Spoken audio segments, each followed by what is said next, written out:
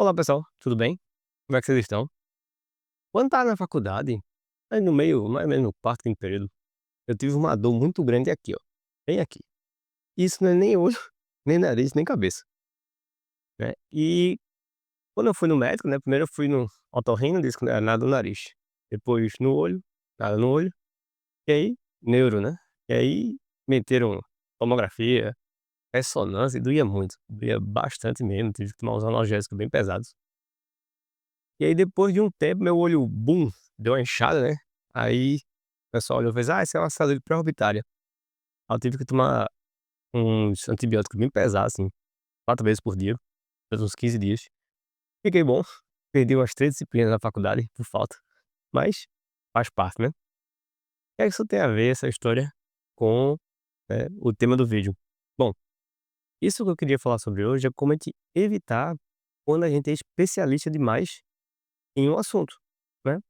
Como era uma dor bem aqui, então qual era o especialista?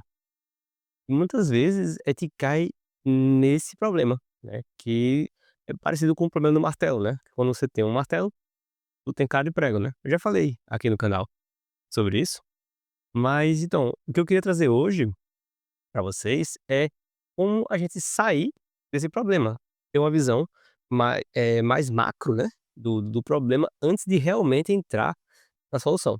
E se você é novo aqui no canal, meu nome é Samuel Macedo, sou estatístico, trabalho com dados e automações.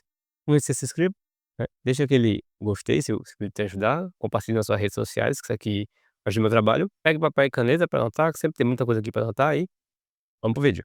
Quando a gente é chamado para resolver algum problema, naturalmente nós temos rótulos na cabeça das pessoas, né. Então, as pessoas olham para mim: "Não, Samuel é estatístico, vai trabalhar com dados, né, software, então eu já sou chamado para esse tipo de problema".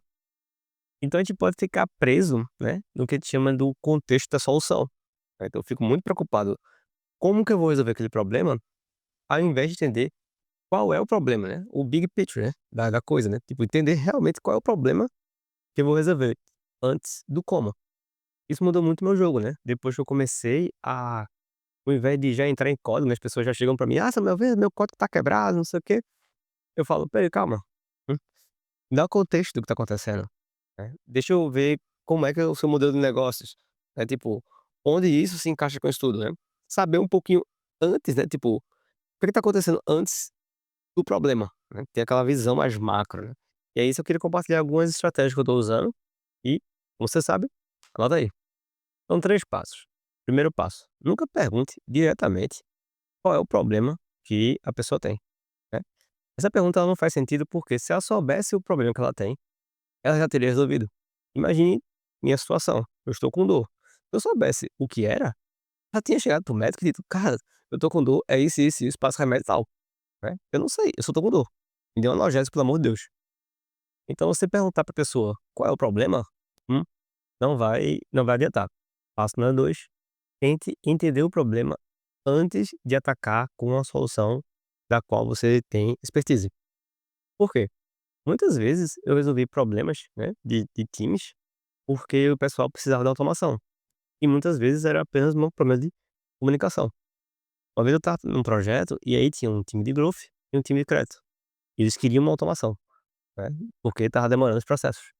Então quando eu cheguei lá para conversar com os times, na verdade não é precisava de automação, é porque o time de growth não tinha as mesmas métricas do time de crédito.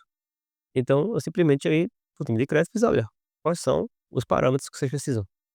"Esses". E o time de growth fiz: "Olha, os parâmetros que precisam são esses". Isso já resolveu mais de que 80% do problema. Depois ele fez uma automação. Mas lembre-se, né, no passo 1, as pessoas não sabem os problemas que ela tem.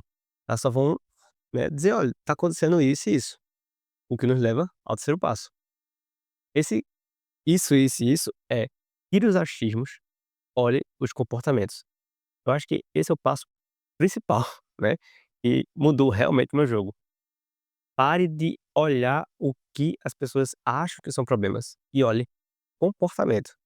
Pergunte para ela o que você estava fazendo, quando você estava fazendo, como você estava fazendo. Essas 3 perguntas, elas são matadoras e vai resolver, né, pelo menos para mim, eh, todos os problemas de identificar qual é o problema. Vou dar um exemplo de um um projeto que eu participei com um amigo meu, né, Cássio. E na sala dele, ele estava lá aperreado, né, no computador. Eu falei: "Cássio, o que houve?"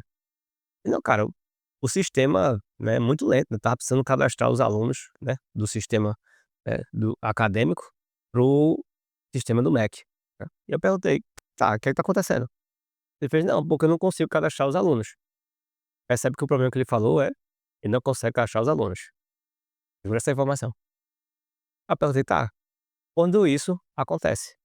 Aí ele faz: "Não, uma vez por mês eu tenho que chegar lá e cadastrar esses alunos, né, e aí ao longo do ano, às vezes eu perco literalmente um mês inteiro, né, se for somar esses pedacinhos de tempo, eu perco um mês inteiro tendo que cadastrar aluno, né. Então, mais uma vez, ele estava pensando que o problema é o sistema e o problema é cadastrar aluno. Aí eu literalmente faço isso, tá. Engraçado, as pessoas acham estranho, mas eu sento, né, do lado da pessoa e faço: "Cara, faça exatamente o que você faz, né, finja que eu não tô. Eu preciso saber como você faz, né, o que é que você está fazendo efetivamente." Como eu falei, né, lá no passo 3, comportamento. Aí ele fez: "Não, é o seguinte, eu baixo uma planilha desse sistema